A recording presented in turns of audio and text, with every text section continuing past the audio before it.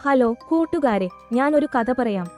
സിറ്റിയിലെ വലിയ ഹോസ്പിറ്റലിലെ നേഴ്സായിരുന്നു മായ.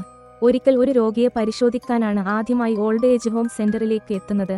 അവിടെ എത്തിയ ആദ്യ ദിവസം തന്നെ അവൾ ശ്രദ്ധിച്ചത് ഭാരതിയമ്മയെയാണ്. വരാന്തയിൽ പുറത്തെ ഗേറ്റും നോക്കിയിരിക്കുന്നതായിരുന്നു അമ്മയുടെ പ്രധാന ജോലി. ആരോടും മിണ്ടില്ല, ആരെയും നോക്കില്ല.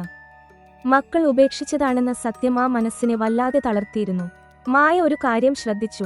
ഭാരതിയമ്മയ്ക്ക് ആരോടും മിണ്ടാൻ താൽപ്പര്യമില്ല. പക്ഷേ അവർക്ക് പാട്ടുകൾ കേൾക്കാൻ വലിയ ഇഷ്ടമാണ്. ഒരു വൈകുന്നേരം മായ റേഡിയോയുമായി ഒരു പഴയ ലളിതഗാനം വെച്ച് അവരുടെ അരികിൽ ചെന്നിരുന്നു. പാട്ട് കേട്ടപ്പോൾ ഭാരതിയമ്മയുടെ കണ്ണുകളിൽ ചെറിയൊരു തിളക്കം. മായ അമ്മയുടെ തലയിൽ മെല്ലെ തഴുകി. ആദ്യമായി അമ്മ മായയുടെ കയ്യിൽ മുറുകെ പിടിച്ചു. ആ സ്പർശനത്തിൽ എന്നെ വിട്ടുപോകില്ലേ എന്നൊരു അപേക്ഷയുണ്ടായിരുന്നു.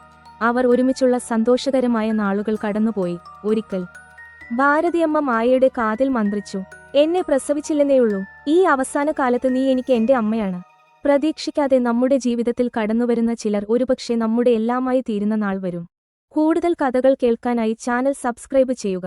നിങ്ങൾക്കും കമന്റ് ബോക്സിൽ അനുഭവങ്ങൾ പങ്കുവെക്കാം. ശുഭദിനം.